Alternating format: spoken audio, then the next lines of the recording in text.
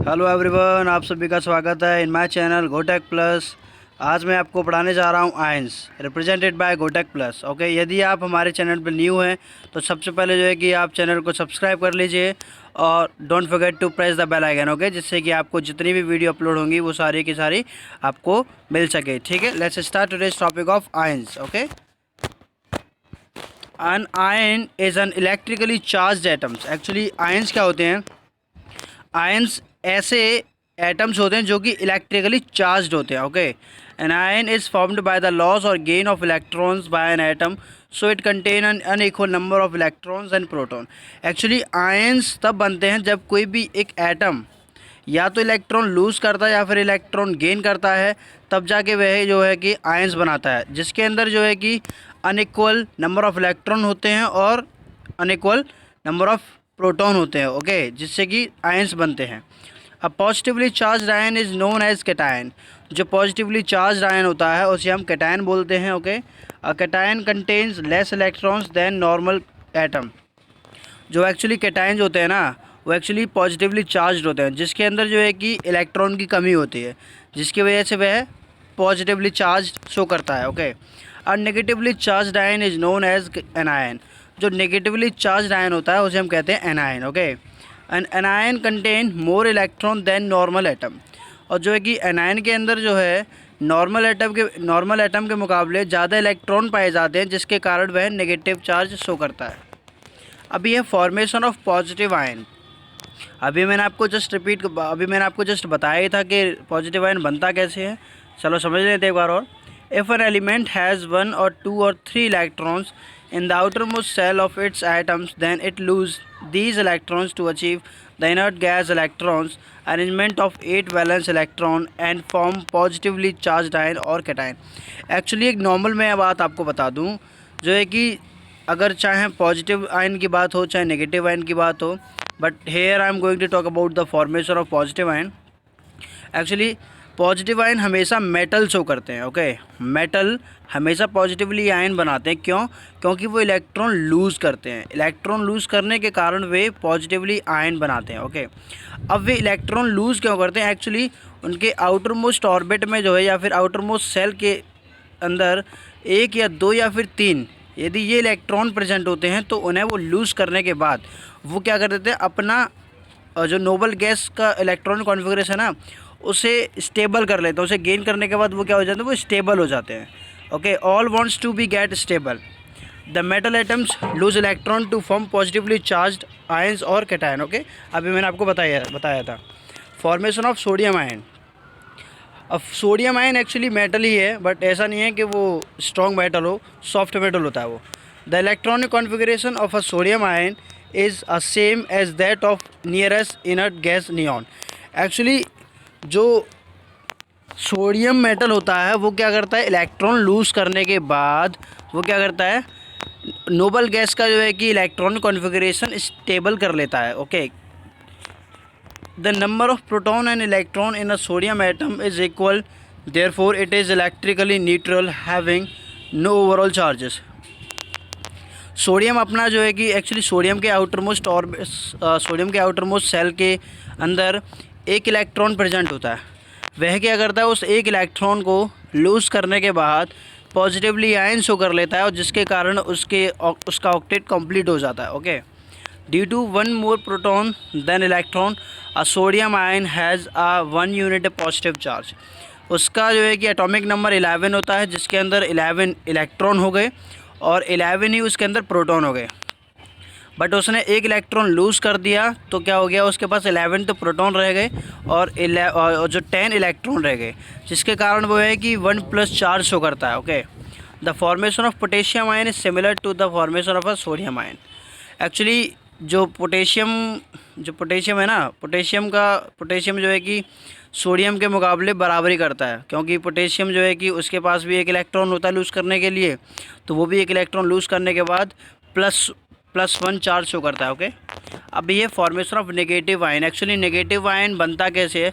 Negative ion actually electron gain करने के बाद बनता है। और जनरली बात बता दूं मैं आपको, जो नॉन मेटल होते हैं ना, they form negative ion. Non metal जो है कि नेगेटिव आयन शो करते हैं, क्योंकि उनके आउटरमोस्ट सेल में लाइक 5 हो गया, 6 और 7, इनके अलावा यदि 5, 6, 7 इलेक्ट्रॉन प्रेजेंट होते हैं उनके आउटरमोस्ट सेल में, तो हमेशा वो इलेक्ट्रॉन एक्चुअली गेन करते हैं। गेन करने के बाद वो क्या है, नेगेटिवली चार्ज शो करते हैं। ओके, और वो भी क्या है कि इलेक्ट्रॉन गेन करने के बाद वो क्या करते थे, इनर्ट गैस का इलेक्ट्रॉनिक कॉन्फ़िगरेशन स्टेबल, गेन करने के बाद वो भी क्या कर रहे थे, वो भी स्टेबल हो जाते हैं। Okay, the non metal accept electron to form negative ion और एनायन। अभी जस्ट मैंने आपको बताया था, ठीक है। अब ये formation of chloride ion, actually chloride ion negatively है, क्यों? क्योंकि क्लोरीन नॉन मेटल है और उसके आउटरमोस्ट सेल में 7 इलेक्ट्रॉन प्रेजेंट होते हैं।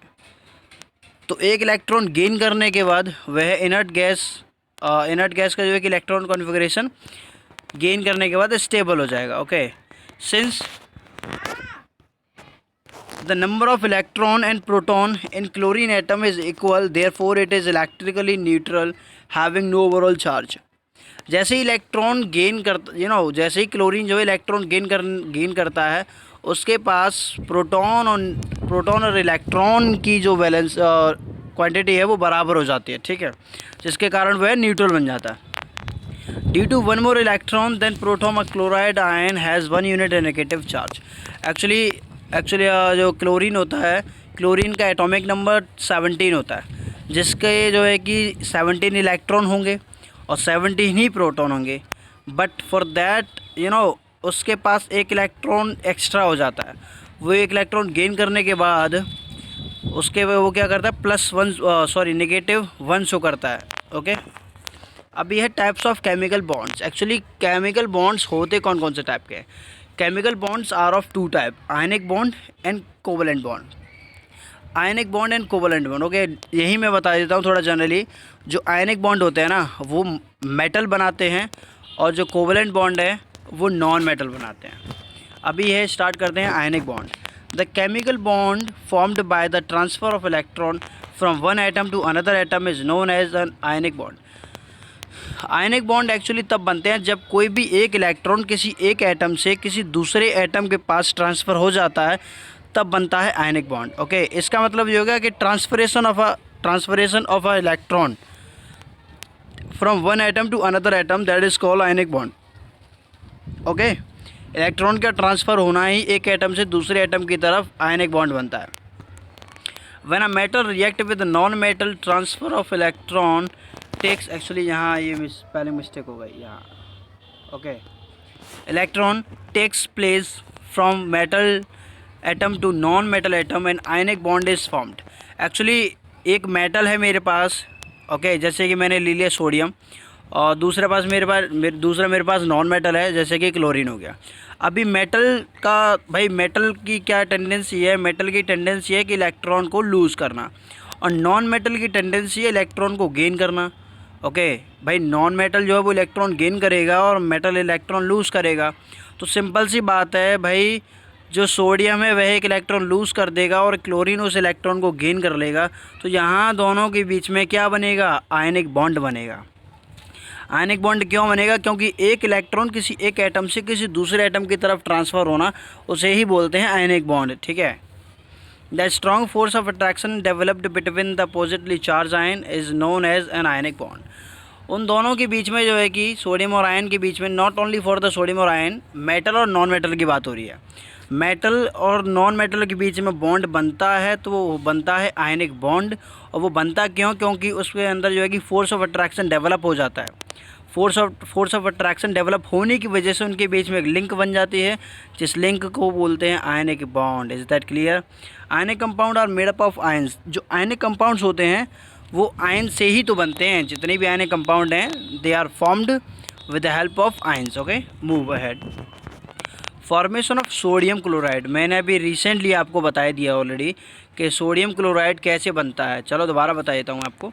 Sodium metal react with chlorine to form an ionic compound sodium chloride. यदि सोडियम क्लोरीन के साथ रिएक्ट करता है, क्योंकि सोडियम एक मेटल है और क्लोरीन एक नॉन मेटल है, सोडियम क्लोरीन के साथ बॉन्ड बनाएगा तो बनाएगा आयनिक कंपाउंड। अब आयनिक कंपाउंड, जिस कंपाउंड का नाम होगा सोडियम क्लोराइड। ओके, अब आयनिक कंपाउंड क्यों बनेगा? क्योंकि आयनिक कंपाउंड इस वजह से बनेगा क्योंकि सोडियम मेटल में से एक इलेक्ट्रॉन लूज़ होता है और क्लोरीन जो नॉन मेटल है वह इलेक्ट्रॉन गेन कर लेता है उसी को, जिसके कारण दोनों के बीच में फोर्स ऑफ अट्रैक्शन डेवलप हो जाता है और आयनिक बॉन्ड बन जाता है। When sodium react with chlorine, when sodium react with chlorine, it transfer its one outermost electron to the chlorine atom। ठीक है, recently I have told you sodium chloride is an ionic compound and contain ionic bond। ठीक है, अभी बताया मैंने। अब ये formation of potassium chloride is similar to the sodium chloride. जो पोटेशियम क्लोराइड है ना, वो जैसे सोडियम क्लोराइड बनता है सेम वैसे ही पोटेशियम क्लोराइड भी बनता है। ठीक है, अब ये आयनिक कंपाउंड्स, वो तो रहा ionic bond, but here ionic compounds. The compounds which containing ionic bonds are known as ionic compound. ऐसे कंपाउंड जो कि आयनिक बॉन्ड कंटेन करते हों उन्हें हम कहते हैं ionic compounds. whenever we see a compound made up of metal and non metal, we should at once say here that it is an ionic compound and contain ionic bond। okay, हमेशा एक generally बात बता दूं मैं आपको, यदि कोई भी बॉन्ड हो, यदि वह बॉन्ड मेटल और नॉन मेटल के बीच में बन रहा है, मेटल और नॉन मेटल के बीच में बन रहा है, तो हमेशा वह आयनिक बॉन्ड होगा। और इन दोनों के बीच में जो आयनिक बॉन्ड बनेगा, उन बॉन्ड की वजह से जो कंपाउंड बनेगा, उस कंपाउंड को हम आयनिक कंपाउंड कहेंगे। ठीक है, अभी ये आती है बात कोवलेंट बॉन्ड की। ठीक है, कोवलेंट बॉन्ड जनरली मैं आपको बता दूं कि कोवलेंट बॉन्ड एक्चुअली इलेक्ट्रॉन की शेयरिंग चलती है बिटवीन टू एटम। इलेक्ट्रॉन्स की शेयरिंग चलती है बिटवीन टू एटम्स। ठीक है, पढ़ लेते अभी। The chemical bond formed by sharing of electrons between two atom is known as covalent bond. Recently I have told you, a covalent bond is formed when both the reacting atoms need electrons to achieve the inert gas electron arrangement। Actually inert gas electron arrangement gain करने के लिए, achieve करने के लिए दो non metal के बीच में बॉन्ड बनता है। यदि दो नॉन मेटल के बीच में बॉन्ड बन रहा है तो हमेशा ध्यान रखना वो ना कि आयनिक है, वो है कोवलेंट। मेटल और नॉन मेटल के बीच में बनने वाला आयनिक होता है और नॉन मेटल के बीच में बनने वाला बॉन्ड होता है, उसे कहते हैं कोवलेंट बॉन्ड। और हमेशा ध्यान रखना, यदि दोनों का नेचर इलेक्ट्रॉन गेन करने का है तो दोनों के बीच में इलेक्ट्रॉन की शेयरिंग के कारण बॉन्ड बनता है, उस बॉन्ड को कहते हैं covalent bond. Okay, here whenever a non-metal combined with another non-metal sharing of electrons takes place between their atoms and covalent bond is formed। ठीक है, इतना समझ में आ गया? चलो आगे बढ़ते हैं। Covalent bonds are of three type. Actually covalent bond तीन टाइप का होता है। वो होता है single covalent bond, double covalent bond and triple covalent bond. Start करते हैं with the single covalent bond. Single covalent bond, actually the single bond is formed by sharing of one pair. यदि दो नॉन मेटल के बीच में one pair of electron share हुआ है, समझना अच्छे से, one pair of electron share हुआ है या फिर टू इलेक्ट्रॉन शेयर हुए हैं, या तो ये बोल दो कि टू इलेक्ट्रॉन शेयर हुए हैं या फिर वन पेयर करके बोल दो। ठीक है, तब उन दोनों के बीच में सिंगल बॉन्ड बनेगा। Formation of chlorine molecule, actually जब एक क्लोरीन का एटम है वो दूसरे क्लोरीन के एटम से कंबाइन करेगा तो क्या बनाएगा, वो भी सिंगल बॉन्ड बनाएगा। ठीक है, क्योंकि एक इलेक्ट्रॉन एक क्लोरीन का हुआ और दूसरा इलेक्ट्रॉन दूसरे क्लोरीन का हुआ। जब ये दोनों इलेक्ट्रॉन आपस में शेयर करेंगे तब जाके सिंगल बॉन्ड बनेगा, सिंगल कोवलेंट बॉन्ड बनेगा। हाइड्रोजन मॉलिक्यूल के साथ सेम यही होता है, क्योंकि हाइड्रोजन के भी पास ओनली एक इलेक्ट्रॉन होता है उसके आउटर मोस्ट सेल में। ठीक है, फॉर्मेशन ऑफ हाइड्रोजन क्लोराइड के बीच में भी क्या बनता है, सिंगल बॉन्ड ही बनता है। Is that clear? क्योंकि हाइड्रोजन का नेचर है इलेक्ट्रॉन लूज़ करने का, समझना अच्छे से। हाइड्रोजन मेटल नहीं है, बट वह क्या करता है, इलेक्ट्रॉन लूज़ करने की टेंडेंसी रखता है। हाइड्रोजन जो है इलेक्ट्रॉन लूज़ करने की टेंडेंसी रखता है। Okay, sometime it gains. Formation of methane molecule का बनना, जो मीथेन मॉलिक्यूल बनता है ना, वो भी क्या है, सिंगल बॉन्ड के द्वारा ही बनता है, उसके अंदर क्या होता है, एक कार्बन होता है और 4 हाइड्रोजन होते हैं। हमेशा ये ध्यान रखना कि जो कार्बन है ना उसकी 4 वैलेंसी होती है और हाइड्रोजन की 1 वैलेंसी होती है। तो यदि एक कार्बन से 4 हाइड्रोजन जुड़ेंगे तो बनेगा मीथेन, जिनके जो है कि ओनली सिंगल बॉन्ड से बनेंगे, सिंगल बॉन्ड से।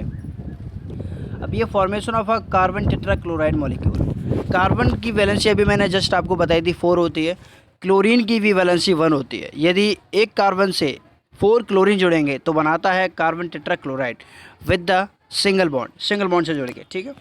Formation of water molecule.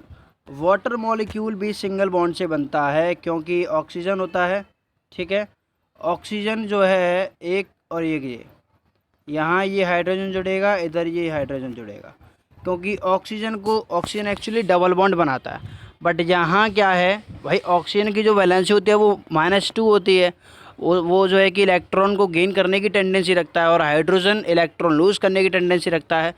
तो एक ऑक्सीजन से 2 हाइड्रोजन जुड़ जाएंगे with the single bond, okay, with the single covalent bond. Is that clear? अभी आती है double bond. Double bond actually तब बनता है तब 2 पेयर ऑफ इलेक्ट्रॉन शेयर होते हैं, समझना, 2 पेयर ऑफ इलेक्ट्रॉन शेयर होते हैं तब बनता है डबल बॉन्ड, या फिर कह सकते हो आप कि 4 इलेक्ट्रॉन शेयर होते हैं तब जाके बनता है डबल बॉन्ड, ठीक है।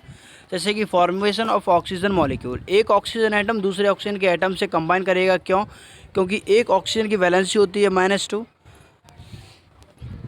ठीक है, और दूसरे ऑक्सीजन की भी -2 होगी, तो वो भी 2 इलेक्ट्रॉन रखेगा अपने, वो भी 2 इलेक्ट्रॉन रखेगा अपने, तब जाके क्या करेगा, डबल बॉन्ड बनेगा दोनों के बीच में, ठीक है। जैसे कि एक ऑक्सीजन ये रहा, ये डबल बॉन्ड बनाएगा, एक ऑक्सीजन ये रहा, ये दोनों ऑक्सीजन क्या है कि डबल बॉन्ड से मिलेंगे, ठीक है।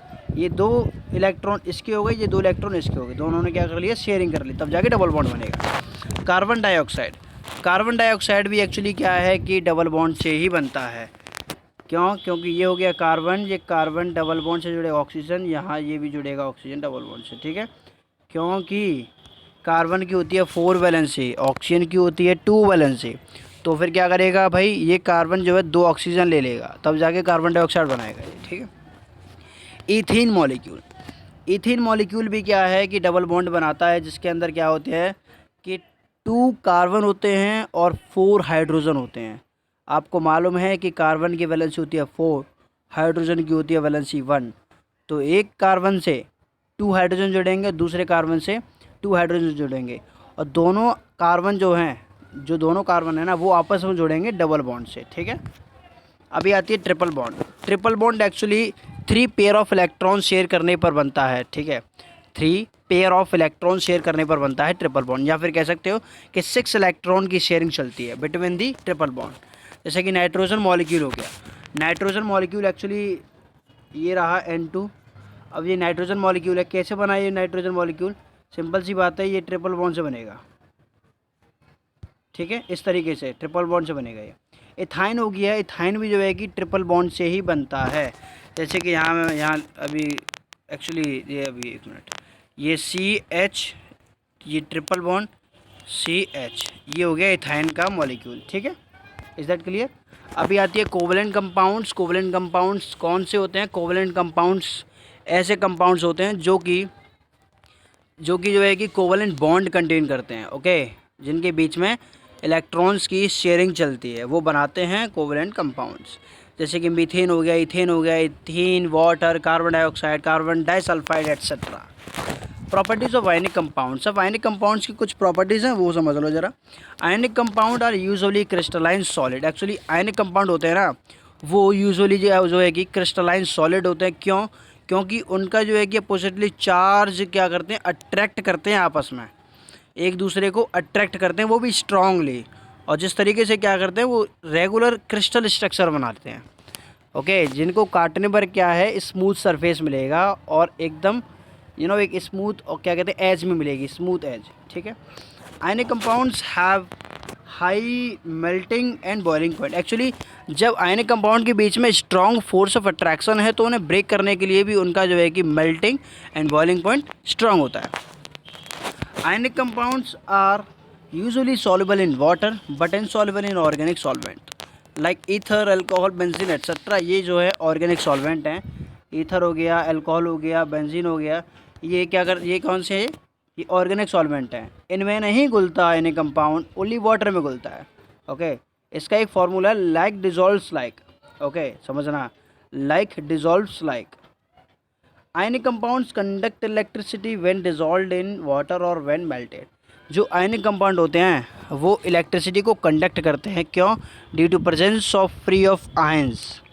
आयंस प्रेजेंट होने की वजह से वो वाटर में डिज़ोल्व होने के बाद या फिर मेल्ट होने के बाद, या तो मोल्टन स्टेट में या फिर एक्वास स्टेट में, वो इलेक्ट्रिसिटी कंडक्ट करते हैं। Is that clear?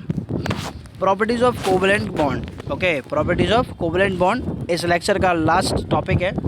Covalent compounds are usually liquids और gases, only some of them are solids. Actually covalent bonds usually liquid होते हैं या गैसेस होते हैं, लिक्विड या फिर गैस, कुछ ही होते हैं जो कि वो सॉलिड होते हैं। Covalent compounds have usually low melting and boiling point. Actually covalent bond, जो कोवलेंट कंपाउंड्स होते हैं ना, उनका जो है कि मेल्टिंग और बॉइलिंग पॉइंट कम होता है, क्योंकि उनके बीच में फोर्स ऑफ अट्रैक्शन कम होता है, जिसके कारण। Okay, covalent bonds are usually insoluble in water but soluble in organic solvent. Actually जो कोवलेंट कंपाउंड्स होते हैं ना, जो कोवलेंट कंपाउंड्स होते हैं, एक्चुअली यहाँ कोवलेंट, ठीक है, जो कोवलेंट कंपाउंड्स होते हैं ना, वो वाटर में तो इनसॉल्युबल होते हैं, बट ऑर्गेनिक सॉल्वेंट में सॉल्युबल होते हैं। ऑर्गेनिक सॉल्वेंट कौन से होते हैं? ये वाला ईथर हो गया, अल्कोहल हो गया, एंड बेंजीन हो गया। ठीक है, ये ऑर्गेनिक सॉल्वेंट होते हैं। इनमें जो है कि कोवलेंट कंपाउंड सॉल्युबल होते हैं बट वाटर में insoluble. Covalent compounds do not conduct electricity because do not have free ions. Actually covalent compounds electricity conduct नहीं करते हैं, चाहे वो अपनी लिक्विड स्टेट में हो, चाहे गैसेस स्टेट में, चाहे सॉलिड स्टेट में, क्योंकि उनके अंदर जो है कि फ्री आयंस प्रेजेंट नहीं होने के कारण वो इलेक्ट्रिसिटी कंडक्ट नहीं करते हैं। ओके, तो आशा करता हूँ आपको समझ में आया होगा। All the best and thank you very much. मैं नेक्स्ट लेक्चर में आपको समझाऊंगा अकरेंस ऑफ मेटल्स। ओके।